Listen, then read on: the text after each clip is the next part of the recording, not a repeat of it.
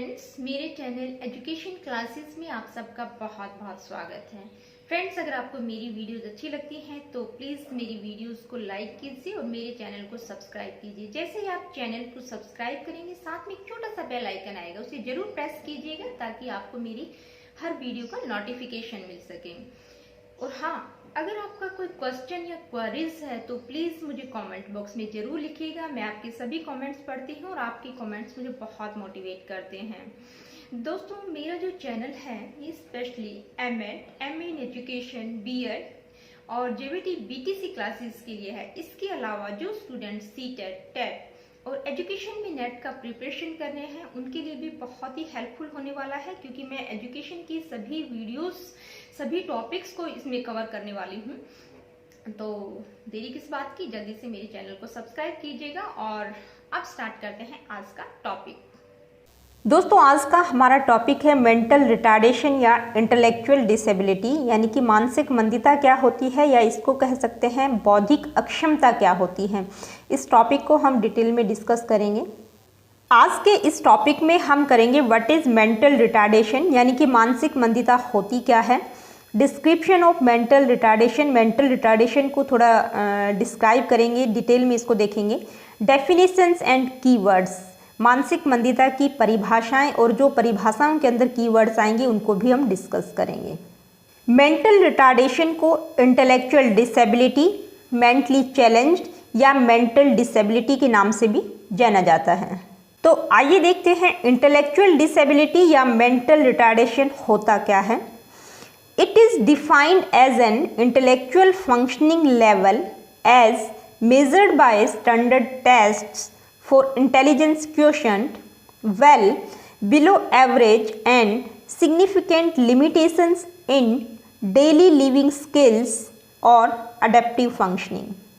Mental retardation को intellectual functioning यानी कि बौद्धिक रूप से कामकाजी स्तर के रूप में परिभाषित किया जाता है, जिसे आईक्यू का जिस तरह से मेज़रमेंट किया जाता है। आईक्यू मेज़र करने के लिए जो स्टैंडर्ड टेस्ट बनाए गए हैं, स्टैंडर्ड टेस्ट कौन से हैं, जैसे वेस्लर इंटेलिजेंस स्केल है, स्टैनफोर्ड बीने स्केल है या गिलफर्ड स्केल है, उनके आधार पर बच्चे के आईक्यू लेवल का पता किया जाता है।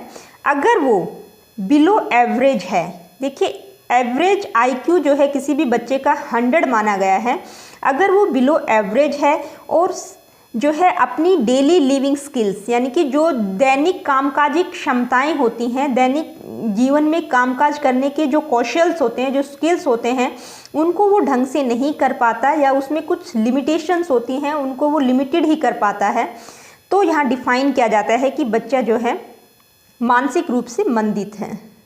डिस्क्रिप्शन ऑफ मेंटल रिटार्डेशन, या इसको हम एमआर के नाम से भी जानते हैं, mental retardation.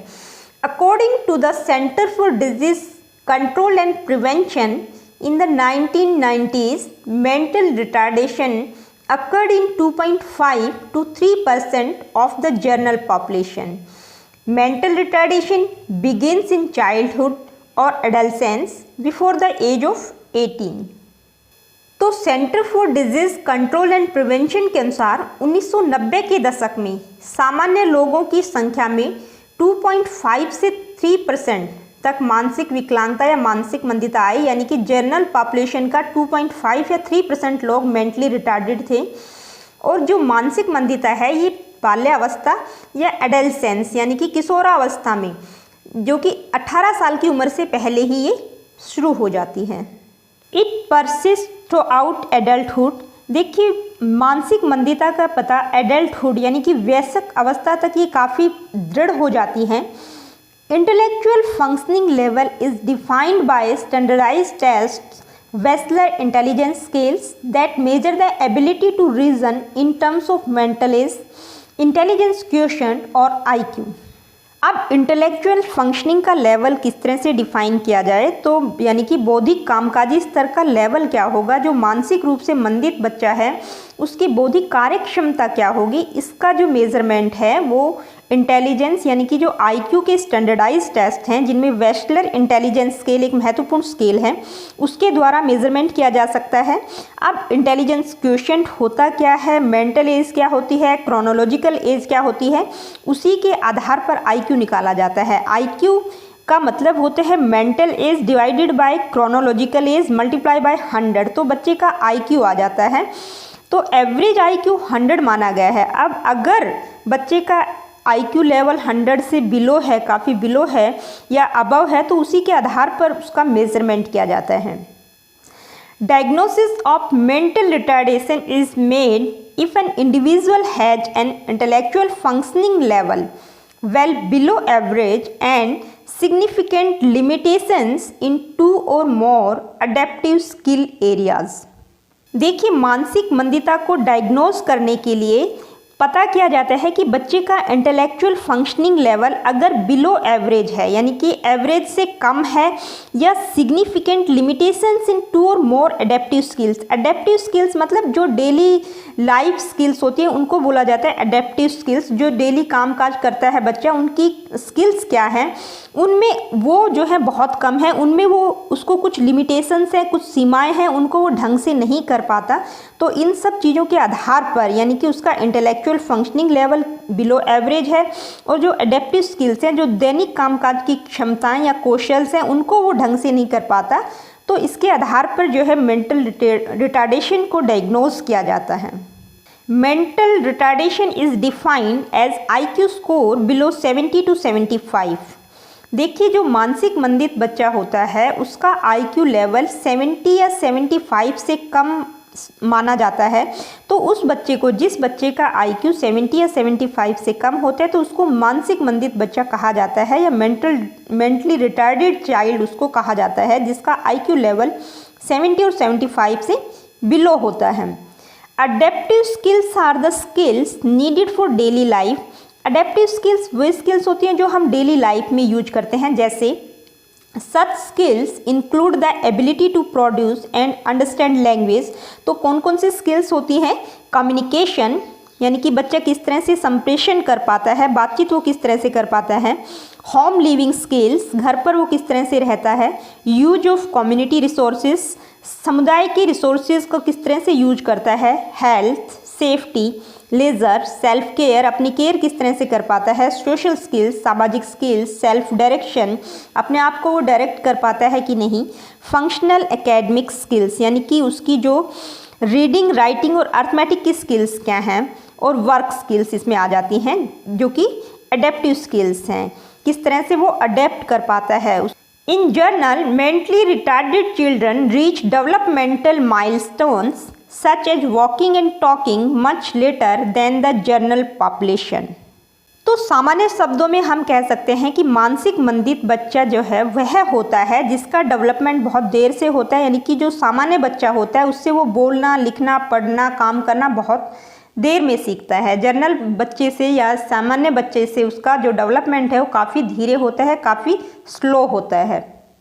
Now we will do the definition of mental retardation, यानी कि मानसिक मंदिता की परिभाषा क्या होती है, किस तरह से उसको परिभाषित किया गया है। तो ये जो डेफिनेशन दी गई है American association on mental retardation 2002, यानी कि अमेरिकन एसोसिएशन जो मेंटल रिटार्डेशन के ऊपर बनाया गया है, उसमें किस तरह से मानसिक मंदिता को परिभाषित किया गया है, आइए देखते हैं। Mental retardation refers to significantly sub average general intellectual functioning resulting in or associated with concurrent impairments in adaptive behavior and manifested during the development period। तो मानसिक मंदिता जो है जनरल इंटेलेक्चुअल फंक्शनिंग, यानी कि सामान्य बौद्धिक कामकाजी स्तर से काफ़ी बिलो एवरेज होती है, और जिसका परिणाम स्वरूप, इसका रिजल्ट क्या होता है कि बच्चे का जो अडेप्टिव बिहेवियर है वो अपने आप को समाज में अनुकूलित नहीं कर पाता है, उसको काफ़ी परेशानी का सामना करना पड़ता है। And manifested during the development period, और इसका पता, यानी कि ये डेवलपमेंटल पीरियड जब बच्चे का चल रहा होता है, जब बच्चे की विकासात्मक अवस्था होती है, जब ये मैनिफेस्ट होती है, प्रकट होती है, इसी अवधि के दौरान, यानी कि विकास की अवधि के दौरान ही इसका पता चलता है। Now we will do another definition of mental retardation that is given by Harvard in 2003. What is this? Mental retardation refers to substantial limitations in present functioning. It is characterized by significantly sub-average intellectual functioning existing concurrently with related limitations in two or more of the following adaptive skills areas: communications, self-care, home living, social skills, community use, self-direction, health and safety, functional academics, leisure and work. Mental retardation manifests before age 18. सबसे पहले इस definition में जो difficult words जो कि underline किए गए हैं उनको हम डिस्कस करेंगे, फिर इस पूरी डेफिनेशन को हम देखेंगे। तो सबसे पहले देखते हैं substantial limitations in present functioning होता क्या है। Substantial limitations in present functioning means that the person has difficulty in performing everyday activities related to taking care of oneself, ordinary tasks at home, and work related to other adaptive skill areas. Academic work is also included if the child goes to school. Substantial limitations in present functioning का मतलब होता है कि बच्चे को जो everyday activities होती हैं उनको करने में उनको काफ़ी डिफ़िकल्टी होती है, काफ़ी परेशानी होती है। जैसे taking care of one self, खुद की देखभाल करना, ऑर्डिनरी टास्क, घर के जो सामान्य कामकाज होते हैं, and work related to other adaptive skills areas, और भी एडेप्टिव स्किल एरियाज़ के बहुत सारे काम होते हैं जैसे कम्युनिकेशन है, सेल्फ केयर है, सेल्फ डायरेक्शन है, बहुत सारे। और इसके अलावा अगर बच्चा स्कूल जाता है तो उसमें एकेडमिक वर्क भी इंक्लूड होता है, यानी कि उसको लिखना पढ़ना, उसकी तार्किक क्षमता क्या है। अब हम देखेंगे significantly sub average intellectual functioning क्या होता है। Significantly sub average intellectual functioning means that the person has significantly below average intelligence. The person has difficulty to learn, solve problems, accumulate knowledge and adapt to new situation. However, sub-average intellectual functioning can change. Significantly sub average intellectual functioning का मतलब होता है कि बच्चे का intelligence level यानी कि उसका आईक्यू लेवल बिलो एवरेज है और उसको काफ़ी डिफ़िकल्टी होती है किसी भी चीज़ को सीखने में, प्रॉब्लम सॉल्व करने में, नॉलेज गेन करने में, किसी भी नई सिचुएशन में अपने आप को अनुकूलित करने में। वैसे जो सब एवरेज इंटेलेक्चुअल फंक्शनिंग है यानी कि इंटेलेक्चुअल फंक्शनिंग जो बिलो एवरेज है उसको चेंज भी किया जा सकता है। ये डिपेंड करता है कि वो किस कैटेगरी में आता है, मेंटल रिटार्डेशन की किस कैटेगरी में आता है। अगर ये बहुत ही मानसिक मंदिता बहुत ही कम है तो इसको जो है और भी कम किया जा सकता है। अब हम देखेंगे limitations in adaptive skill areas, उसके बाद देखेंगे रिलेटेड लिमिटेशंस क्या होती हैं। Limitations in the adaptive skills और behaviour means that the person with mental retardation fail to meet the standards of personal independence and social responsibility expected of their chronological age and cultural group. Adaptive skills are assessed by means of standardized adaptive behavior scales. Limitations in the adaptive skills और behavior का मतलब होता है कि मानसिक रूप से जो मंदित बच्चा है वो जो है पर्सनल इंडिपेंडेंस और सोशल रिस्पॉन्सिबिलिटीज़ जो कि उसकी वास्तविक एज के अकॉर्डिंग उससे एक्सपेक्ट की जाती हैं, उनके लिए जो मानक निर्धारित किए जाते हैं, जो स्टैंडर्ड्स बनाए गए हैं, उनको वो पूरा कर पाता है कि नहीं। और अडेप्टिव स्किल्स को किस तरह से मेजर किया जाता है तो उसके लिए जो स्टैंडर्डाइज यानी कि मानकीकृत अडेप्टिव बिहेवियर स्किल्स बनाए गए हैं उनके आधार पर अडेप्टिव स्किल्स का मेजरमेंट किया जाता है। अब हम देखते हैं रिलेटेड लिमिटेशंस क्या होती हैं in two or more areas of the following adaptive skill areas. अब हम देखते हैं related limitations in the adaptive skill areas. देखिए related limitation in the adaptive skill areas का मतलब है the person has difficulty in performing the task. व्यक्ति या बच्चे को कौन कौन से टास्क में प्रॉब्लम आती हैं जैसे कम्युनिकेशन, संप्रेषण, सेल्फ केयर, खुद की देखभाल करना, home living, direction, health and safety, functional academics यानी कि reading writing and arithmetic skills उसके अंदर हैं कि नहीं, लेजर एंड वर्क। तो इस डेफिनेशन के सभी कीवर्ड्स को डिस्कस करने के बाद हम इस परिभाषा को इस तरह से परिभाषित कर सकते हैं कि मानसिक मंदिता का अर्थ है व्यक्ति को अपने डेली लाइफ के कामों में काफ़ी डिफ़िकल्टी होती है और बच्चे का आईक्यू लेवल एवरेज बच्चों से कम होता है और मानसिक रूप से मंदित बच्चे को अनुकूलित कौशल यानी कि जो अडेप्टिव स्किल्स हैं उनके एक या एक से अधिक क्षेत्रों जैसे communication, self care, social skills, community use, health and safety, functional academics आदि कार्यों को करने में उनको काफ़ी प्रॉब्लम होती है। और मानसिक मंदिता जो है 18 साल की उम्र से पहले ही मैनिफेस्ट हो जाती है, इसका पता चल जाता है 18 साल की उम्र से पहले ही। तो जो कुछ हमने अभी डिस्कस किया है डेफिनेशंस या डिस्क्रिप्शन ऑफ मेंटल रिटार्डेशन, उसके आधार पर हम क्या क्या कह सकते हैं। In individual whose IQ is below 70 या 75 is considered as mentally retarded. देखिए वह व्यक्ति जिसका IQ जो है 70 या 75 से बिलो होता है वो मेंटली रिटार्डेड की कैटेगरी में आता है। Mental retardation need not be a life long condition especially for those whose degree of retardation is relatively mild। देखिए मानसिक मंदिता एक लाइफ लॉन्ग कंडीशन या अवस्था नहीं है, इसकी डिग्री ऑफ रिटार्डेशन पर डिपेंड करता है कि वो मिल्ड है, मॉडरेट है, सीवियर है या प्रोफाउंड है। अगर मिल्ड है यानी कि बहुत ही मानसिक मंदिता बहुत कम है तो इसको और कम किया जा सकता है। IQ below 70 is termed of educable mentally retarded. देखिए जिनका IQ 70 से बिलो होते हैं उनको एजुकेबल मेंटली रिटार्डेड यानी कि उनको थोड़ा बहुत शिक्षित किया जा सकता है, उनको कुछ एजुकेटेड किया जा सकता है, कुछ वो सीख सकते हैं। IQ 50 to 70 is termed as trainable mentally retarded. लेकिन जिनका IQ 50 और 70 के बीच में होता है उनको एजुकेट नहीं किया जा सकता, उनको सिर्फ ट्रेनिंग दी जा सकती है ताकि वो अपना डेली रूटीन के वर्क कर सकें।